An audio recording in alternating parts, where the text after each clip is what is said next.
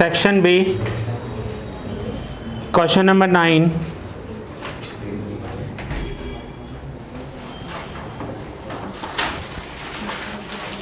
State whether the statement T1 is equals to S1 is true or false in geometric progression. Now T1 equals to S1. So T1 क्या होता है और S1 क्या होगा? S1 भी तो A ही होगा ना. S1 A क्यों होगा?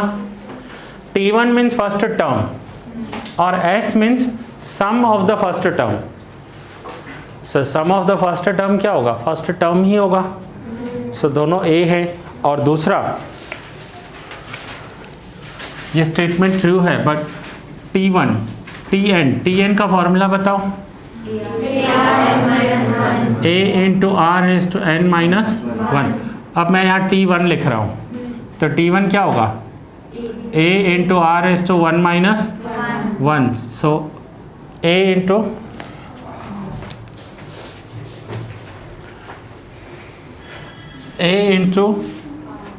आर इज टू 0 और किसी का भी पावर 0 हो तो 1 वैल्यू होती है. सो ये क्या हो गया?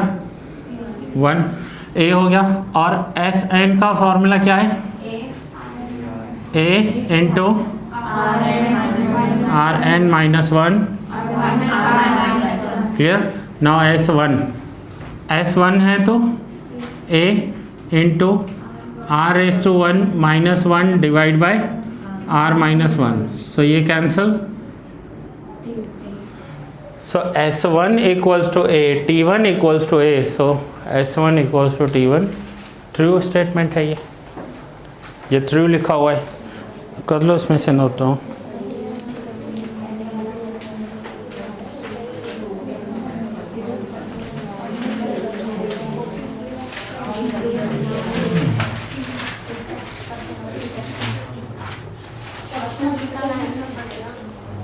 Section B,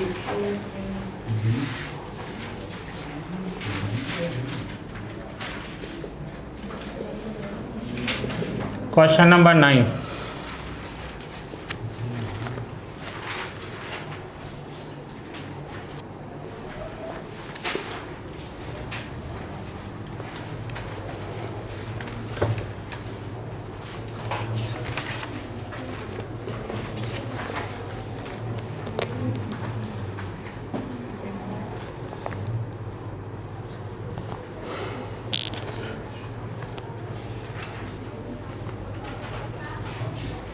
section C, question 3.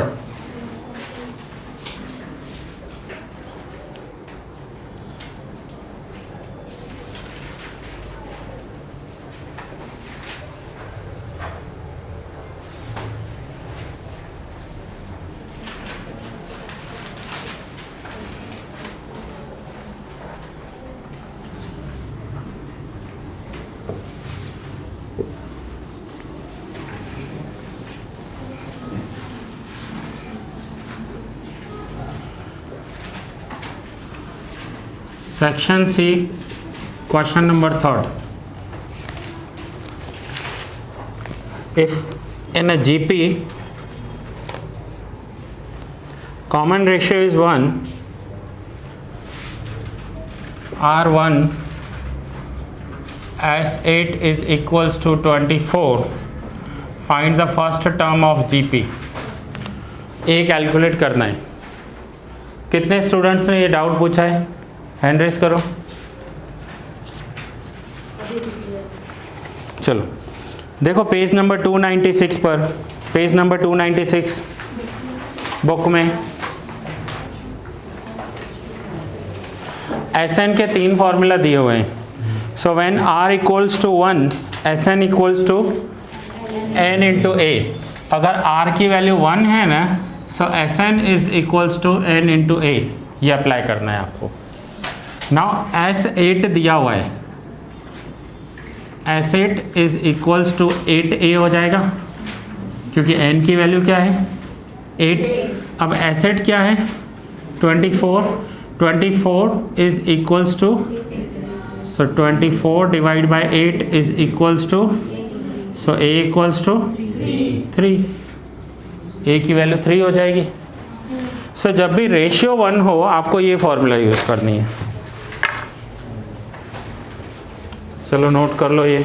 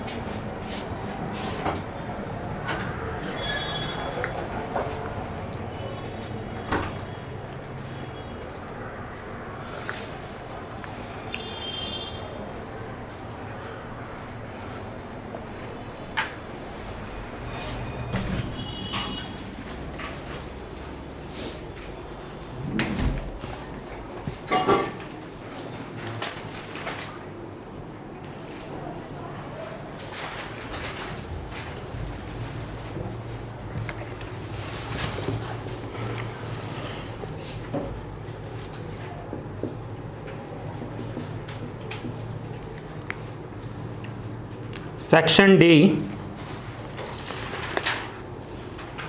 question number 2.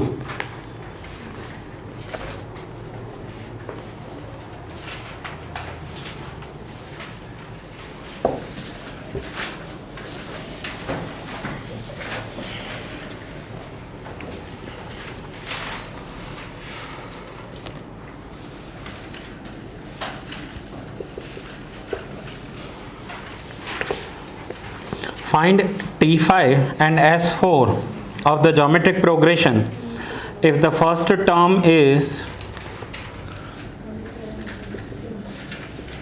A27 by 16 and the common ratio R equals to 2/3. So T5 and S4 calculate करना है।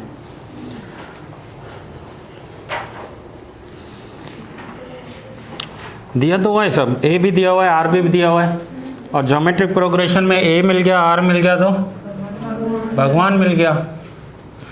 T5 equals to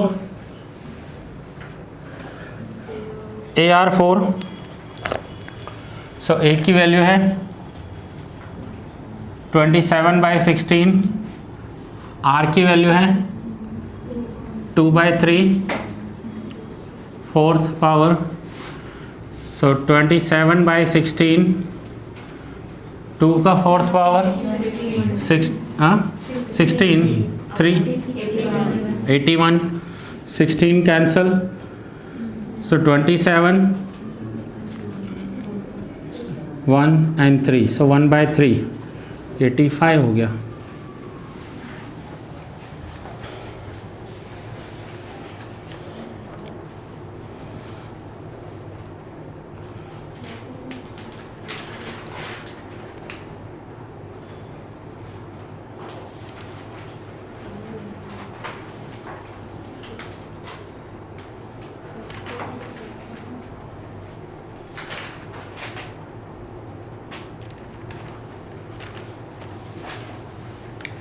same S4 भी कैलकुलेट हो जाएगा।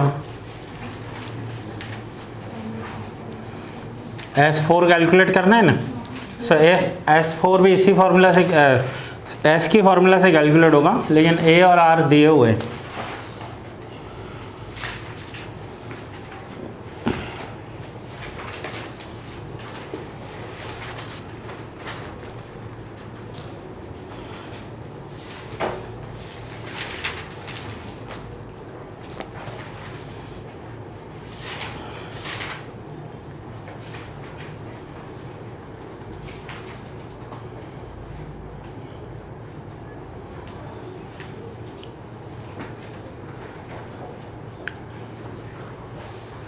हो गया। S4 हो जाएगा, S4 सबका। सेक्शन डी क्वेश्चन 2 S4 कर दिया है, ठीक है। Question 5, section D question 5।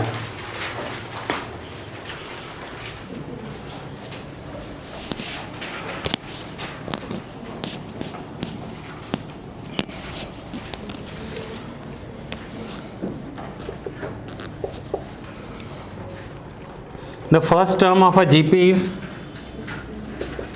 10 and T4 0.08. Find the sum of the first three terms. S3 calculate करना है।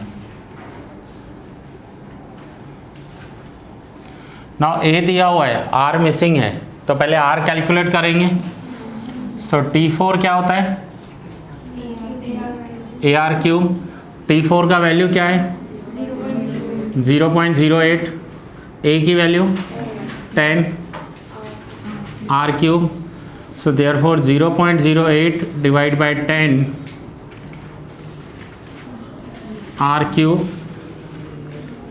सो 0.008 R क्यूब। सो R क्या हो जाएगा? 0.2 का क्यूब करके देखो, ये आ रहा होगा। So R equals to 0.2। Now A है, R है, क्या कैलकुलेट करना है हमें?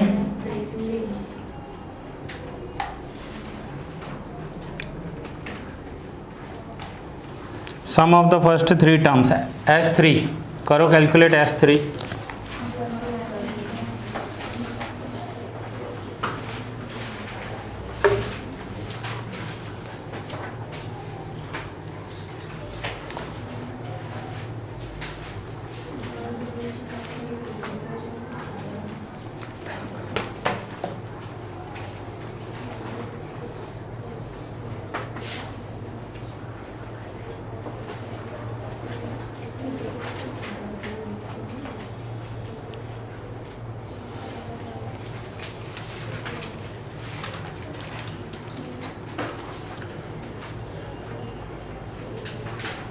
S3 कैलकुलेट करो।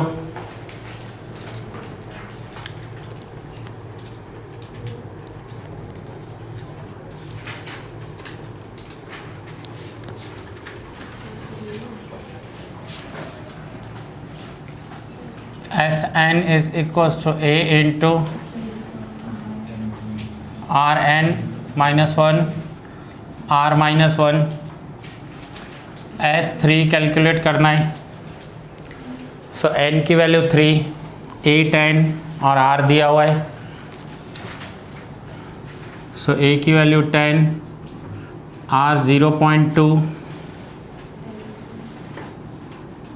Cube -1 divide bye 0.2 -1। सो 10 इंटू 0.2 क्यूब 0.008 -1 -0.8। सो 10 इंटू 0.008 में से 1 माइनस करो तो -0.992 divide by -0.8। So minus minus cancel, multiply करेंगे 9.92 minus divide by -0.8 and now minus minus cancel 12.4 S3।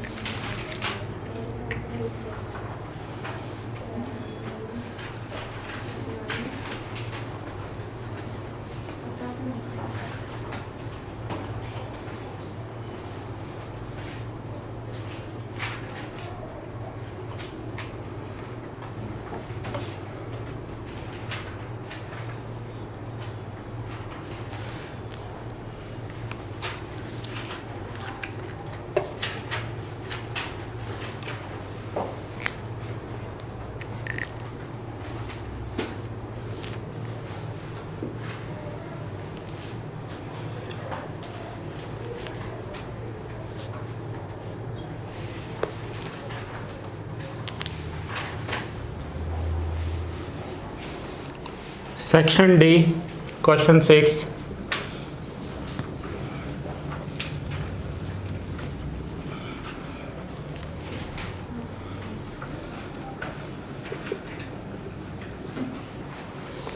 For a geometric progression, T1 square is equals to T2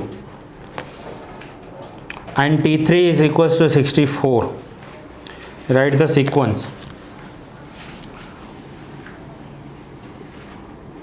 T1 क्या होता है? T2 AR, T3 AR square. इतना clear है. और T3 की value दी हुई है. ठीक है ना. पहले फर्स्ट पॉइंट क्या दिया हुआ है? T1 square is equals to T2. T1 square क्या है? A square is equals to T2. So A cancel करेंगे तो क्या बचेगा? A square divide by A is equals to, एक सिंगल A कैंसिल हो गया तो A इक्वल्स टू, अब ये फर्स्ट पॉइंट मिल गया हमें, A इक्वल्स टू R. अब T3 की वैल्यू क्या दी हुई है? 64. T3 इज इक्वल्स टू, अब T3 का ये वैल्यू लिख रहा हूँ AR स्क्वायर. अब T3 क्या है? 64. 64 इज इक्वल्स टू, नौ A और R दोनों इक्वल है तो मैं A की जगह पर R लिखूँ या R की जगह पर A लिखूँ, मीनिंग वही हो जाएगी. So R into R square. So 64 is equals to R cube. So therefore R कितना हो जाएगा? 4. Clear? Now A is equals to R. So therefore A is equals to also 4. अब हमें सीक्वेंस लिखना है. So सीक्वेंस में क्या लिखते हैं हम? पहले T1 then T2 then T3. ये सीक्वेंस है. सो फर्स्ट क्या होगा? 4 then AR 16 then 64. ये आंसर हो जाएगा.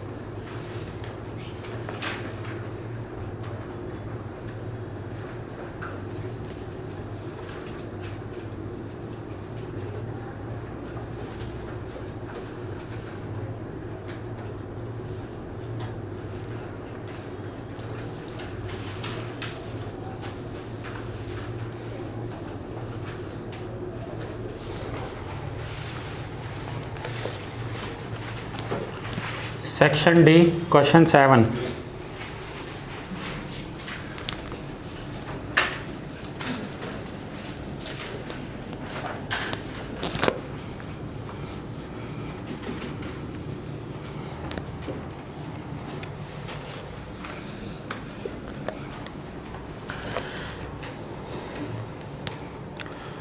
If 5M 20 T are in geometric progression, find M and T. 5 m 20 and t, ये ज्योमेट्रिक प्रोग्रेशन में m एंड t की वैल्यू फाइंड करनी है। सो पहले m की वैल्यू फाइंड करेंगे। t2 डिवाइड बाई t1 क्या होता है r, और यही r हम ऐसे भी कैलकुलेट कर सकते हैं t3 डिवाइड बाई, किसी भी टर्म को उसके प्रीवियस टर्म से डिवाइड करेंगे तो हमें r मिल जाएगा। सो m divide by 5 20 divide by m, now cross multiply करेंगे। सो m into m square and 5 into 20 100। So therefore m is equals to plus और माइनस 10। अब m की वैल्यू मिल गई, सेम t कैलकुलेट करेंगे। सो t के लिए क्या करेंगे,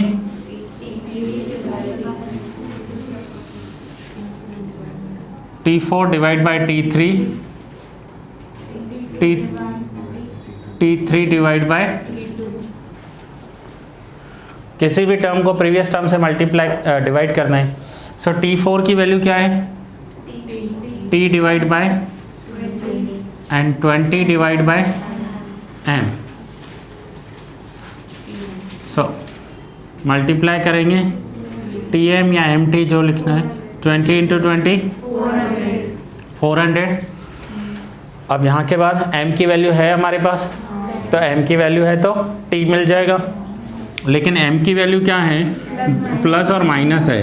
सो एक बार लेंगे कि when m is equals to plus 10, और दूसरी बार लेंगे when m is equals to, अब अगर m की वैल्यू प्लस 10 हुई तो t into 10 is equals to 400।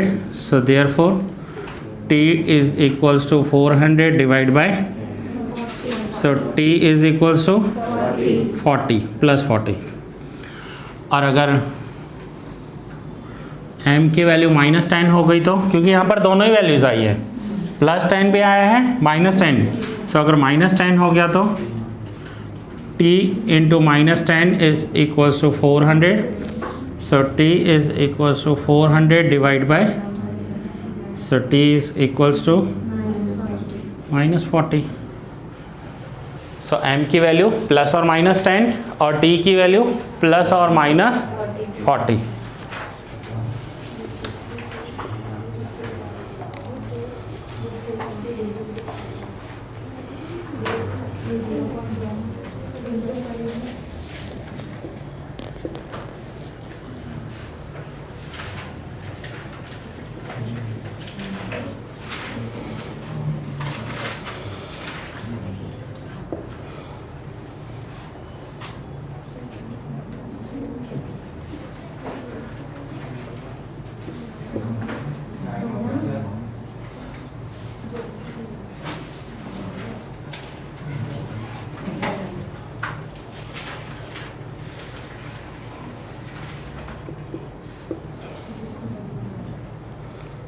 Section D question 15 हो गया है ऑलरेडी।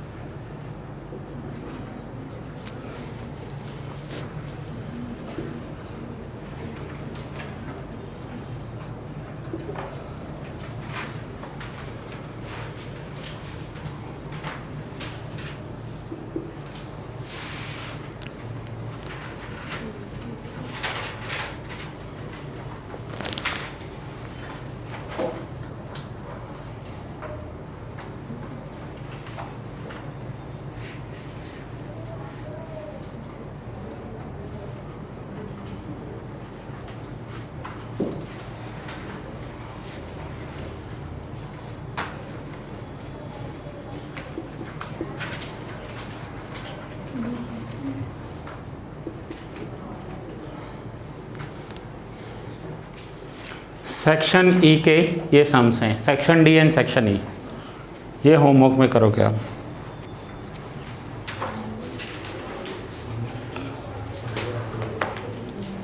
ठीक है,